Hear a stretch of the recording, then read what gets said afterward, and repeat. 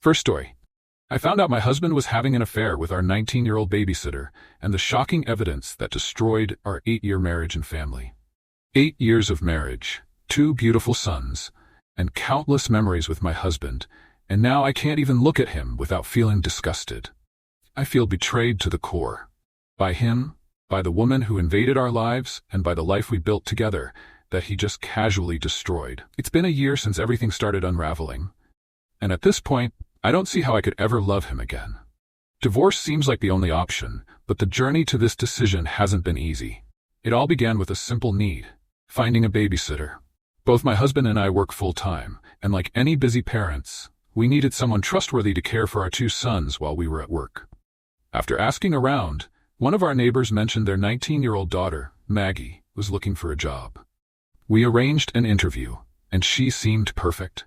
She was responsible, had experience, and could work with our hectic schedule. I didn't think twice about it. She was just a young woman trying to make some extra money. For the first few months, everything seemed normal. Maggie was good with our kids, and I had no reason to feel insecure. But things began to shift slowly, just little things at first, things I tried to brush off. One day, I came home from work early and found my husband laughing with Maggie in a way that made my stomach turn. I tried to shake it off, thinking I was just being paranoid. After all, she was young and fun. I was probably just jealous. Then I found the blonde hair. I was changing the sheets in our guest bedroom when I noticed it, long strands of blonde hair. I know no one in our family has blonde hair. My husband and I were both brunettes, and my in-laws don't have blonde hair either. The only person who had been in the house recently with blonde hair was Maggie. I tried to convince myself it was nothing. Maybe she just sat on the bed, but deep down, I knew something didn't feel right. The next red flag came out of nowhere. My husband asked me what I thought about buying Maggie a new car for her birthday. He said her old car wasn't safe, and since she was driving our kids around, he thought it would be a good gesture. I was stunned. We're not in a position to be buying cars for anyone, let alone our babysitter. I shut that idea down immediately, but it lingered in my mind. Why would he want to do that? What did he see in her that he thought warranted such an extravagant gift? As the months went by, Maggie's appearance started changing too.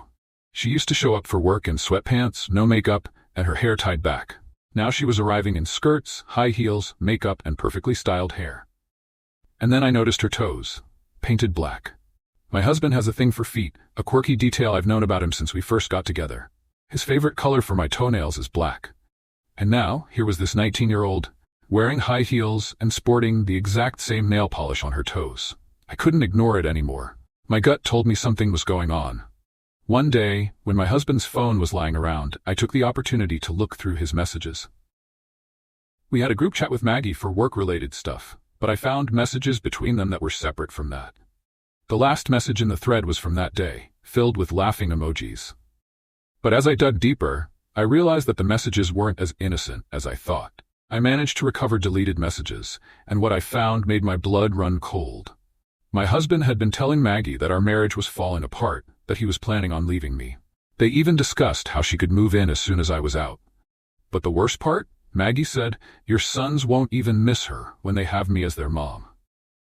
That one line crushed me. I don't know what hurt more, her audacity or the fact that my husband had let it happen. And that wasn't all. I found a Snapchat account on his phone that he'd never had before. The messages on there were just as damning. But the worst part? I have a video of them kissing in our backyard. They must have forgotten about the security camera. The whole thing was so blatant, so disgusting. Now that I had all the evidence, I didn't know what to do with it. Should I confront him directly, or should I speak to a divorce attorney first? Part of me wanted to confront him, demand an explanation, ask him why he would throw away everything we had for a 19-year-old. But I was also terrified of what would happen after that confrontation. And financially, what move should I be making before I blow this whole thing up? For now, I've been pretending everything is fine. I don't think he suspects anything. He's still acting like nothing is wrong, like he hasn't ruined our entire family. I feel like I'm in a fog, too embarrassed to talk to my friends or family, too shocked to process it all.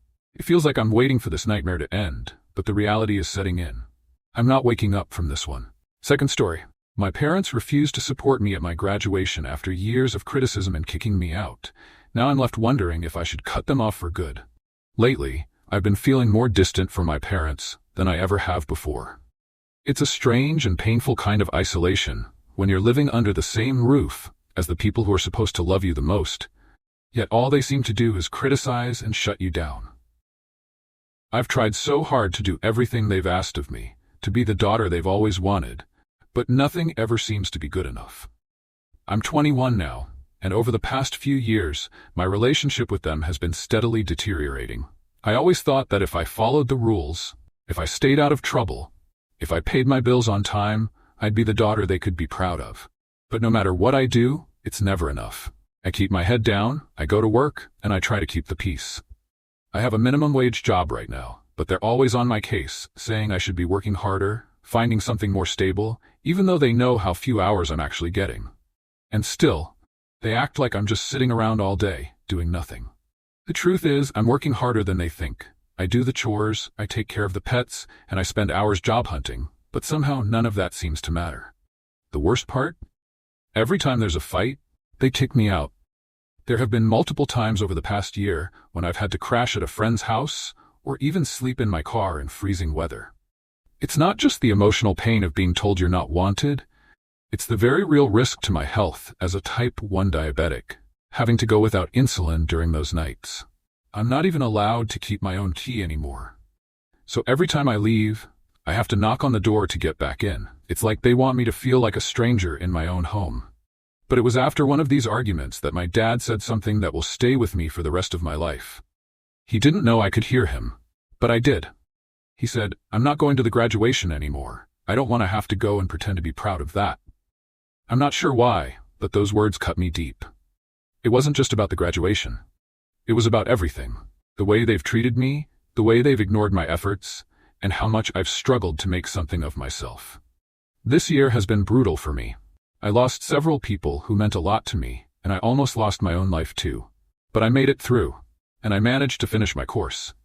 Getting my degree felt like the one thing I could be proud of, and to have my own parents completely dismiss it felt like a betrayal. At that point, I had already decided that I didn't want them at my graduation.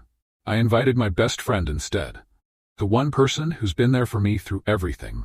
They never supported me. They made my life miserable with threats to sell my beloved pet, cutting off the internet when I had assignments due, and criticizing every move I made. So I was relieved when they refused to come.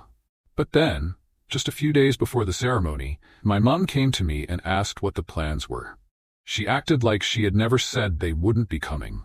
She wanted to know what we were doing, and that's when it hit me. She had already made it clear that they weren't going, but now she was acting like nothing had ever been said. It was like they wanted to change the narrative, to act like they were somehow still a part of the story, even though they had done nothing to earn that privilege.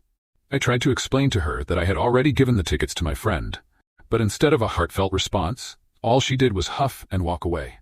That was it. No apology, no acknowledgement of the pain they had caused. I was left with 2 tickets I didn't need, and while I felt a small flicker of hope that my best friend could come with me, circumstances changed. She couldn't make it. So there I was, standing at my graduation, alone, watching everyone else with their families. Parents clapping, taking pictures, celebrating their kids' achievements was the hardest part. It should have been a moment of joy, but instead, I was left feeling hollow. I had no one to share that with. My parents didn't deserve to be there. They didn't deserve to be thanked for their support, because they had done nothing to support me. But it still hurt, being alone in that moment. When I came home later that day, it was even worse. I had to knock on the door to get in, standing out in the cold, feeling the weight of everything they'd put me through. When my mom finally let me in, there was no "how did it go" or "can I see pictures?" She didn't care. My dad didn't even look at me. It was as if I wasn't even there. And now, as I think about my wedding day, I wonder what I would do if my dad asks to walk me down the aisle. After everything, part of me wants to say, I don't want you to have to pretend you're proud of me. But at the same time, I know that cutting them out entirely could have consequences. My brother went through something similar at my age, but he ended up reconciling with my mom. I fear that if I cut contact, he would take her side, as he always does. My family has a way of sticking together, and I'd be the one left out in the cold. I've been working hard, paying my own bills, and keeping my life together as best as I can. But I'm starting to wonder if I'll ever get the love and support I need from these people. They've made it clear they don't care about me the way I've cared about them. I've always tried to do my best, but it feels like it will never be enough. I'm already planning to move out with a friend, and I'm hoping that will be the first step toward getting some space from this toxic environment. But I can't shake the feeling that cutting them off completely might be the best decision for my own mental health. I just wish I didn't have to choose between my happiness and my family. Does anyone have advice on how to handle a situation like this? Should I just walk away for good? Third story. My wife dropped off our kids unexpectedly during our divorce battle, then refused to take them back. Now I'm stuck with no legal guidance and no idea what to do next. I've been stuck in an ongoing divorce battle for 1.5 years now, and I never imagined I'd find myself in this position, especially with my 2 little girls in the middle of it. You know how sometimes life throws you curveballs that you never saw coming? Well, this was one of those moments that I couldn't have prepared for. To start, my ex and I have been going through a rocky separation. We have 2 daughters, 8 and 3, and though we've tried to keep things amicable for their sake, it's been anything but. The whole situation feels like a slow, painful unraveling that neither of us seems able to escape. We've had a temporary custody agreement in place, but it's been pretty informal, mainly because we've been in limbo. Divorce proceedings have dragged on, and the lawyers aren't helping much either. So yesterday morning, out of nowhere, my ex shows up at my door at 11 a.m. with our 2 kids in tow.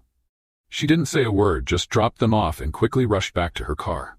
No warning, no explanation.